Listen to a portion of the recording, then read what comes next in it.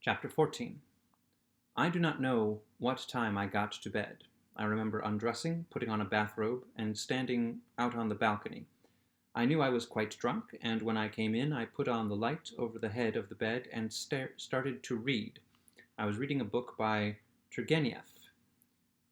Probably I read the same 2 pages over several times. It was one of the stories in A Sportsman's Sketches. I had read it before, but it seemed quite new. The country became very clear, and the feeling of pressure in my head seemed to loosen. I was very drunk, and I did not want to shut my eyes because the room would go round and round. If I kept on reading, that feeling would pass. I heard Brett and Robert Cohn come up the stairs. Cohn said good night outside the door and went on up to his room.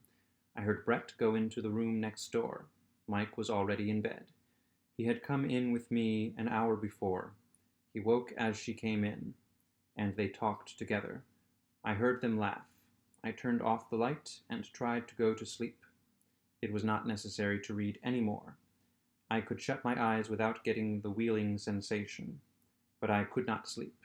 There is no reason why, because it is dark, you should look at things differently from when it is light. The hell there isn't. I figured that all out once, and for 6 months I never slept with the electric light off. That was another bright idea. To hell with women anyway. To hell with you, Brett Ashley. Women made such swell friends, awfully swell. In the first place, you had to be in love with a woman to have a basis of friendship, and I had been having Brett for a friend.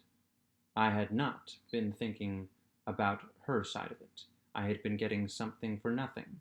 That only delayed the presentation of the bill. The bill always came.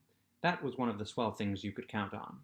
I thought I had paid for everything, not like the woman pays and pays and pays, no idea of retribution or punishment, just exchange of values. You gave up something and you got something else. Or you worked for something. You paid some way for everything that was any good. I paid my way into enough things that I liked, so that I had a good time. Either you paid by learning about them, or by experience, or by taking chances, or by money. Enjoying living was learning to get your money's worth, and knowing when you had it. You could get your money's worth. The money was a good place to buy in. It seemed like a fine philosophy. In 5 years I thought it will seem just as silly as all the other fine philosophies I've had. Perhaps that wasn't true, though. Perhaps as you went along you did learn something. I did not care what it was all about. All I wanted to know was how to live in it. Maybe if you found out how to live in it, you learned from that what it was all about. I wished Mike would not behave so terribly to Cohn, though. Mike was a bad drunk. Brett was a good drunk. Bill was a good drunk. Cohn was never drunk. Mike was unpleasant after he passed a certain point. I liked to see him hurt Cohn. I wished he would not do it, though, because afterward it made me disgusted at myself. That was morality. Things that made you disgusted afterward. No, that must be immorality. That was a large statement. What a lot of bilge I could think up at night. What rot, I could hear Brett say. What rot! When you were with English, you got into the habit of using English expressions in your thinking. The English spoke language, the upper classes anyway. The English spoken language, the upper classes anyway, must have fewer words than the Eskimo. Of course, I didn't know anything about the Eskimo. Maybe the Eskimo was a fine language. Say the Cherokee. I didn't know anything about the Cherokee either. The English talked with inflected phrases, one phrase to mean everything. I liked them, though. I liked the way they talked. Take Harris. Still, Harris was not the upper classes. I turned on the light again and read. I read the Turgenev. I knew that now, reading it in the oversensitized state of my mind, after much too much brandy, I would remember it somewhere, and afterward it would seem as though it had really happened to me. I would always have it. That was another good thing you paid for and then had. Some time along toward daylight I went to sleep. The next 2 days in Pamplona were quiet, and there were no more rows. The town was getting ready for the fiesta. Workmen put up the gate posts that were to shut off the side streets when the bulls were released from the corrals and came running through the streets in the morning on their way to the ring. The workmen dug holes and fitted in the timbers, each timber numbered for its regular place. Out on the plateau beyond the town, employees of the bull ring exercised picador horses, galloping them stiff-legged on the hard, sun-baked fields behind the bull ring. The big gate of the bull ring was open, and inside the amphitheater was being swept. The ring was rolled and sprinkled, and carpenters replaced weakened or cracked planks in the barrera. Standing at the edge of the smooth rolled sand, you could look up into the empty stands and see old women sweeping out the boxes. Outside, the fence that led from the last street of the town to the entrance of the bull ring was already in place and made a long pen.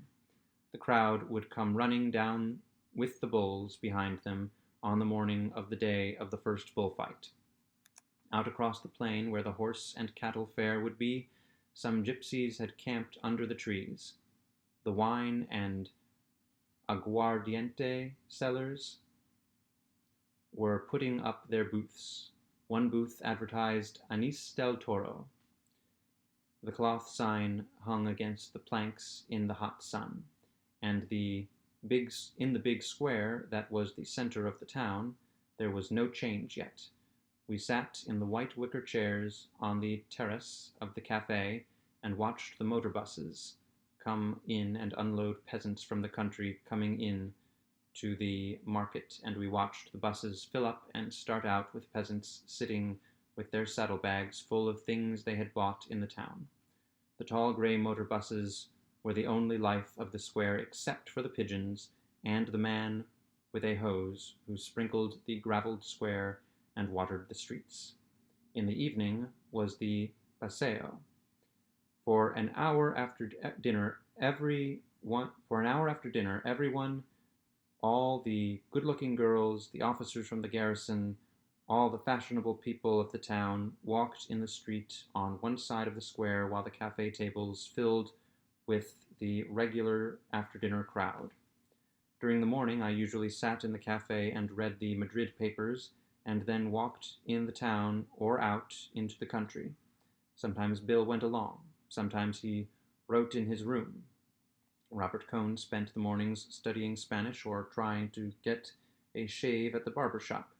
Brett and Mike never got up until noon. We all had a vermouth at the cafe. It was a quiet life, and no one was drunk. I went to church a couple of times, once with Brett. She said she wanted to hear me go to confession, but I told her that not only was it impossible, but it was not as interesting as it sounded, and besides, it would be in a language she did not know. We met Cohn as we went out of church. We met Cohn as we came out of church, and although it was obvious he had followed us, yet he was very pleasant and nice, and we all three went for a walk out to the gypsy camp, and Brett had her fortune told. It was a good morning. There were high white clouds above the mountains. It had rained a little in the night, and it was fresh and cool on the plateau, and there was a wonderful view. We all felt good, and we felt healthy, and I felt quite friendly to Cohn. You could not be upset about anything on a day like that. That was the last day before the fiesta.